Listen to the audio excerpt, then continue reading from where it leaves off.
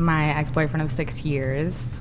Love him, really good guy. The last year of our relationship, I started cheating on him with a guy in LA. I was so bored and so young, and just like, when you're that young, it's like you don't know what you want in life, and like in the moment it seems like a good setup and you think you're happy and content, and then you reach like 2021 and you're like, oh fuck, like I have a lot of life to live. And then I met this guy who was like my dream guy, who was like so fucking hot, and like my ex-boyfriend of 6 years, we stopped having sex. Like I wasn't sexually attracted to him. It was just like we were so comfortable and like family and like roommates at that point.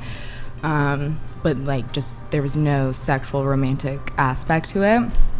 So then I met that guy and I was like, oh fuck, there's a lot of life out there for me. Est-ce que tu as déjà remarqué à quel point une femme peut quitter un homme du jour au lendemain en changeant totalement de comportement ? Parfois, le temps est tellement court entre le moment de la rupture et la nouvelle relation qu'il est difficile de croire qu'elle n'était pas déjà en contact avec ton remplaçant. C'est déconcertant, mais ne t'inquiète pas, tu vas tout comprendre grâce à mon expertise.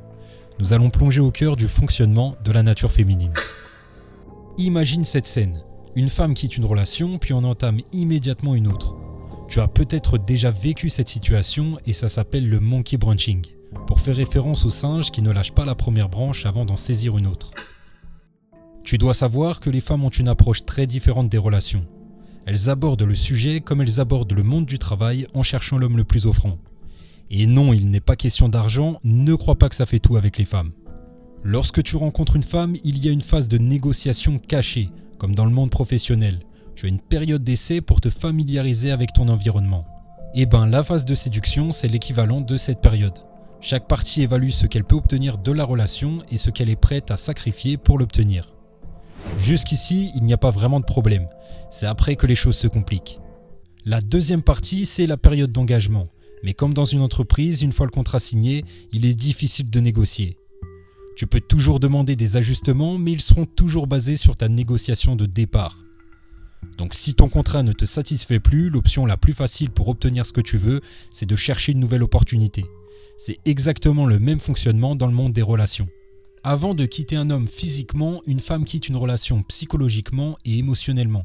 C'est pour cette raison qu'elles ont parfois l'air insensibles lors d'une rupture. Cependant, elles attendent parfois le bon moment car le coût du changement est plus important pour elles. Tu le sais très bien, les hommes ont tendance à être moins attirés par les femmes qui ont déjà eu beaucoup de conquêtes.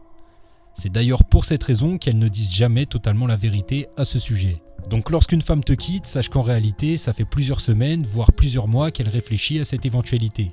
Et c'est justement pendant cette période qu'elle peut commencer à faire des rencontres. Je sais que ce n'est pas facile, mais honnêtement, ça peut être une opportunité pour toi. Car si une femme décide de partir, cela signifie que tu aurais dû faire beaucoup d'efforts pour la retenir, ce qui aurait perturbé l'équilibre de la relation à un moment ou un autre. Si tu as apprécié cette vidéo, n'hésite pas à rejoindre la lettre privée pour recevoir des conseils gratuits et être informé des prochaines sorties de mes formations. Le lien est dans la description.